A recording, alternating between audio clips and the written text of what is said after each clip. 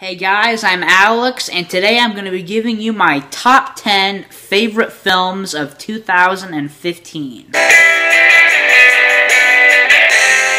Now this year, in my opinion at least, wasn't as good of a year for movies as 2014 was. That one, there were a lot of great original quality films, but this year there wasn't that much originality. This year was basically the year of sequels, prequels, reboots, remakes, and spin-offs. That's pretty much all it was. There wasn't really that much originality, but there was some. This was a very highly anticipated year for movies. First, there are a few things I want to clarify before I get into the list. First, I have not seen every great movie that came out this year. There are a lot of films that came out this year that I missed, either because they didn't come to my area, or because I just didn't see them. And those movies were Maggie, even though I own it on Blu-ray, I haven't seen it yet. I have not seen Spy, Sicario, Bridge of Spies, Son of Saul, Anomalisa, Victoria, Straight Out of Compton, Goodnight Mommy, Room, or The Revenant. Those are all the films that I really wanted to see, but just didn't get a chance to see.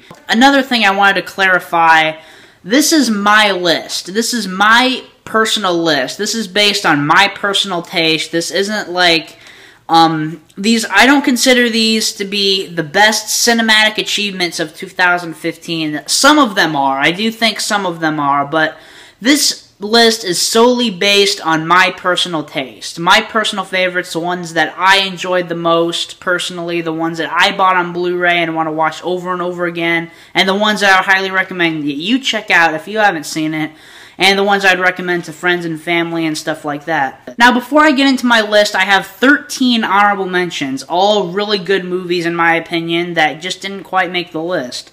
The first honorable mention goes to a film I saw recently and really enjoyed called Love and Mercy. I thought it was a really good movie with great performances by Paul Dano, Paul Giamatti, and John Cusack. My second honorable mention goes to The Walk with Joseph Gordon-Levitt, directed by Robert Zemeckis, one of the best filmmakers working today. It was a great, inspiring film with great special effects. Ex Machina was a great original sci-fi film. Kingsman: The Secret Service was a great, original, unconventional, fun spy espionage movie. My next honorable mention is quite possibly the worst film on my list, Project Almanac. This is the found footage time travel movie. I love found footage movies. I love time travel movies. It's one of my favorite things to see in a film, and this one I thought was really fun, really enjoyable. Just a really entertaining movie that I loved. Spectre, a really good action movie that I really enjoyed, but it wasn't as good as I thought it was going to be. It was nowhere near as good as Casino Royale or Skyfall, but I still really enjoyed it. The next honorable mention is The Avengers: Age of Ultron. This I thought was a really good movie. Was it as good as I was expecting? No. Inside Out was an excellent animated film, very original, the animation was incredible, Pixar did it again. This was a really good movie. This film was very clever and interesting. Jurassic World, definitely not a great movie. I thought it was a good, fun adventure movie and a good sequel to Jurassic Park. The next honorable mention goes to a film that I don't think too many people have seen or even heard of, and I thought it was really good, and I think it is highly underrated, and that is The Age of Adeline. I haven't heard hardly too many people talk about it. I thought it was a really good movie, very original concept. And my next honorable mention is quite possibly the best film on my honorable mentions list, and that is Spotlight. I actually got into this movie for free. I found these tickets on the floor, picked them up, and walked in. Spotlight, I have the poster right there. I thought it was a really good movie, great acting, great writing, just all the performances in the movie were excellent. Just a really well done movie, but I can't really see myself watching the film again for a long time because it's kind of slow at some parts, and you know, because of the subject matter and stuff. And my final two honorable mentions go to two horror films that I really enjoyed. The first one is a film that is kind of split down the middle. Some people love it, some people say it's alright, some people hate it, some people really hate it, like Adam from YourMovieSucks.org. But I personally really enjoyed it, and that is Unfriended. A very divisive movie, like I said. I personally really enjoyed it, though. I really like the realism with the, with the computer screen and stuff, how, like, they used real YouTube, real Facebook. I thought it was an interesting, different, original concept that hasn't really been used before. And my final honorable mention goes to a horror film that I absolutely love. It Follows. This movie was excellently shot, a very interesting concept, and, like, the cinematography, the soundtrack, like, it was all just so cool. This movie was kind of similar to another film that came out last year called The Guest, which is another extremely underrated film that I recommend you check out as well. Okay, guys, that's it for my honorable mentions. So, let's just get into the list. Starting off at number 10, we have a film that was extremely highly anticipated. Like, this is one of the most anticipated movies to ever come out in the history of ever.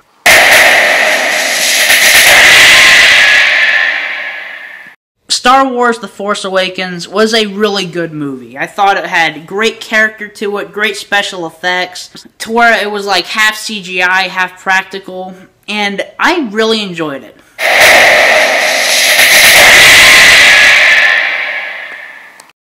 Mad Max Fury Road, I really enjoyed this movie. I thought it was a great action movie. Like, if you look at it just based on, like, action and stunts and, all of that stuff, then it's an absolutely perfect film. I have no complaints with the directing and cinematography and all of that, but the story and the characters, not really that great. Coming in at number 8 is a film that I really, really enjoyed. It's another movie that's kind of split down the middle. Some people love it, some people hate it, some people just think it's okay. But I personally really, really enjoyed it.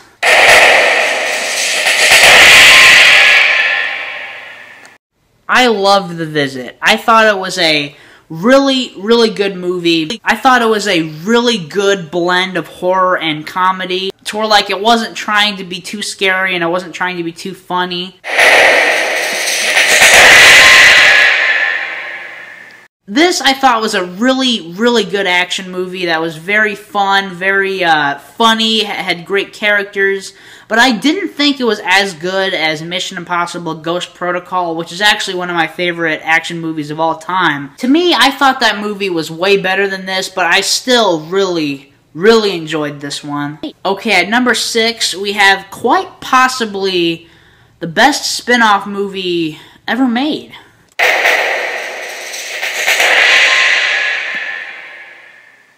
I loved Creed. I thought it was an excellent, excellent movie with great acting, great performances by Michael B. Jordan, and Sylvester Stallone gave one of his best performances he's ever given.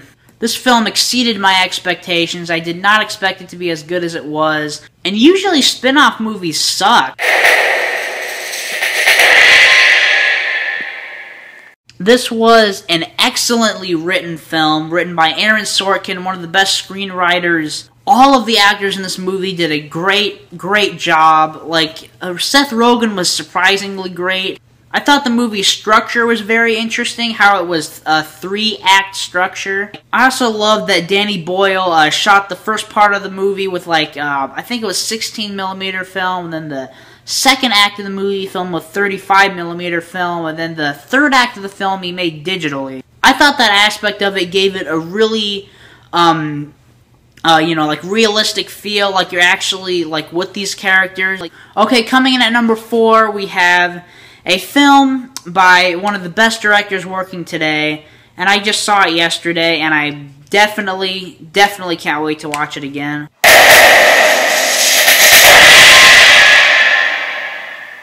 Tarantino did it again. He made a great, great film that was excellently written, very well directed. Everybody in the movie did great. I thought the movie flowed very well. Except I thought that, like, in the first hour, there are certain parts to where it kind of got slow, but other than that, I really didn't have too many problems with it. I loved that, like, at one point it kind of turned into a whodunit type of thing, because I love stuff like that. I really enjoyed it. It wasn't as good as I was expecting, though, to be honest. To me, it wasn't as good as Django Unchained, but I think I just had too high expectations for this movie. Because it's Tarantino, and I expected it to be amazing, and it was really good, but I think I just had too high expectations. Coming in at number 3 is a film that really surprised me. I did not expect this film to be this good. Like, I didn't expect to have this much fun with this movie.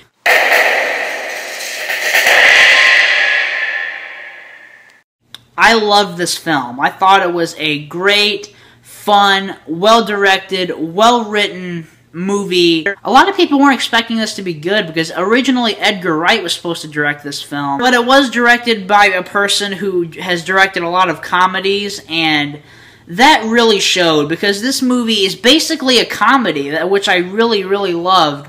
I really loved the way this film is written. So witty, so funny, so clever. And the directing of this movie, I thought was really good. All of the scene stories shrunk down, or they're just so fun to watch and so well done with the CGI and stuff. My second favorite film of 2015 is...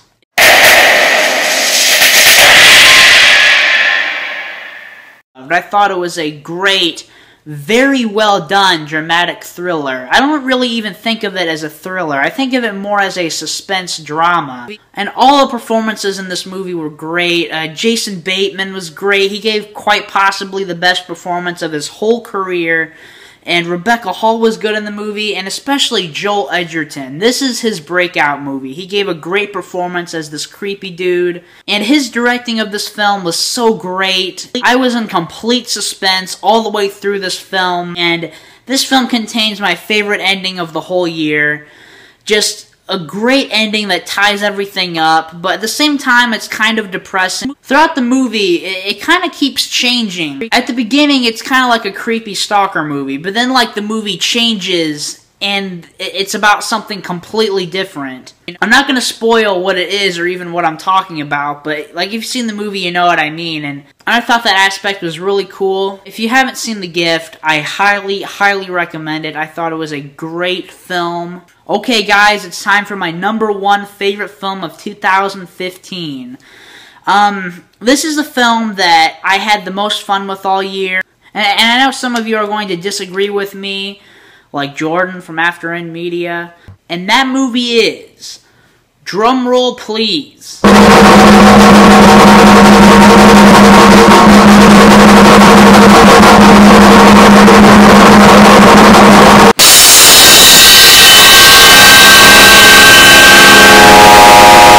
A complete blast with this movie. With Drew Goddard's excellently written, witty, funny script and Ridley Scott's great direction. Both of those together made something that was really great and really awesome. This movie was so well done. The acting was excellent. The directing was really, really good. Great costume design, great everything. And the writing of this film was so witty and funny. All of these things just worked so well. And this is also kind of a blend of a few different genres. You know, it's a sci-fi movie, it's a comedy, it's a drama. Matt Damon was excellent in this film. His character was so funny. I was really surprised at how well they incorporated so much humor into such a serious concept. And, like, they did it so well.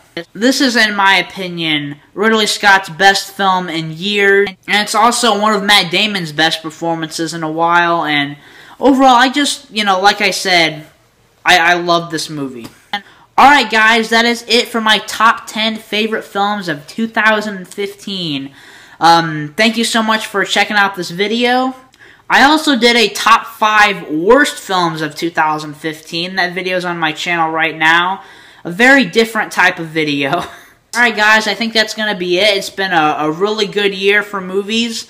Like I said, 2014 was better, but overall, it was a decent year. I will see you later.